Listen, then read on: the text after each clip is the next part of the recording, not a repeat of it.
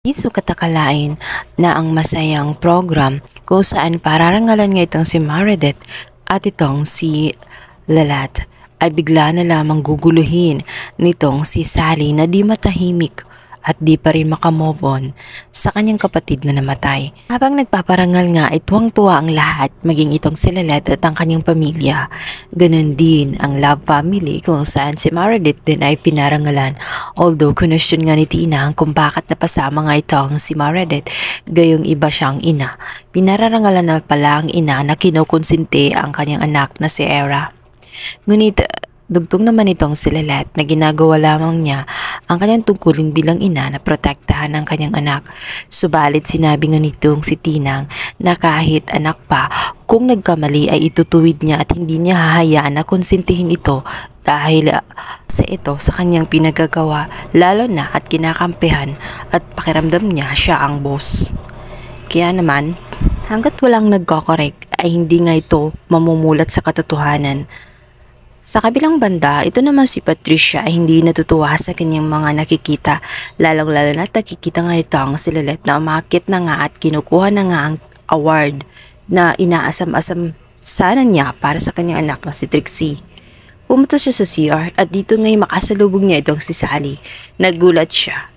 Subalit instead na harangin niya itong si Sally, ay natuwa pa siya dahil ang kanyang problema at ang kanyang inaasam na mapahiya itong si Lalat ay meron na ibang gagawa. Instead na tutulan ang gustong gawin nitong si Sally ay hinayaan niya itong mangyari. Nagtago siya at hindi man lang naisip na tumawag ng pulis. Bantang nga ang lahat matapos nga nilang makita itong si Sally na umaakyat sabay sa mga nag-congratulate sa mga may award. Nagulat at nanlaki ang mga mata nitong si Lalat matapos niyang makita itong si Sally. Paano ito nakalabas?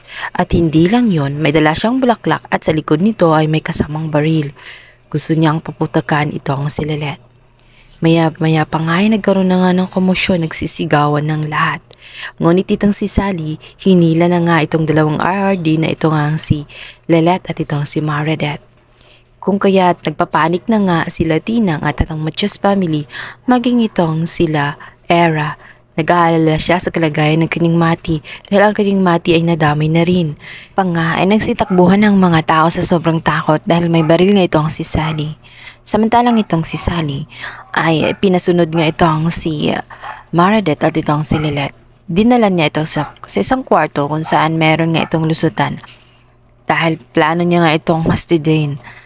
At dito nga ay madadaanan pa nga niya itong si Patricia at itong si Trixie na nagtatago. Subalit hindi man lang ito tumulong. Hinayaan lamang ito at iniligtas lamang ang kanyang sarili.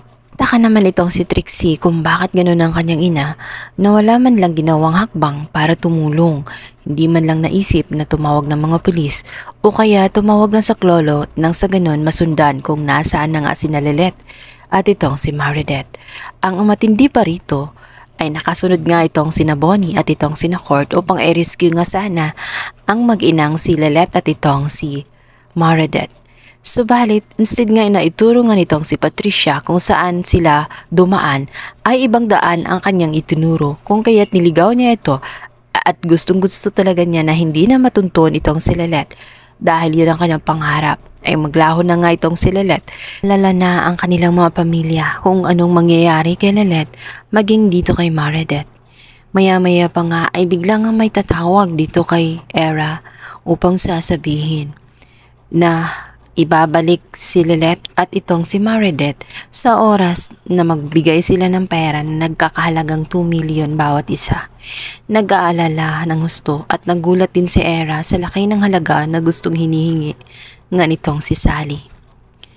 Samantalang itong si Tinang ay nag-aalala kung paano sila makakabuo ng 2 milyon at paano nila maisasalba ang buhay nitong si Lalat. Era ay mandali na makahanap ng pera dahil mayaman ang kanyang ina at meron itong nakatagong pera sa bangko. Alang-alang sa kaligtasan ng kanyang mati ay gagawin niya ito. Subalit si Lalat ay malalagay sa alanganin dahil kalilipat lang nila sa isang bahay at wala silang ganun kalaking halaga. Kung kaya't itong si Sally ay ibubuhos ang galit dito kay Lalat. Mababaril nga siya nitong si Sally. Dito nga ay Mauospital nga kaya itong si Lilet? At dito na nga kayang malalantad ang katotohanan at ikakagulat nila kung paano ito nga si Meredith ay itong si Lilet ay magkamatch ang dugo dahil nga sa malagay sa alanganin ang buhay nitong si Lilet at maraming dugo ang nawala sa kanya. Kailangan nga ng donation. Subalit ni isa sa kanila ay walang nagmatch maliban na lamang dito kay Meredith na naawa naman at nag-volunteer nga dito kay Lilet.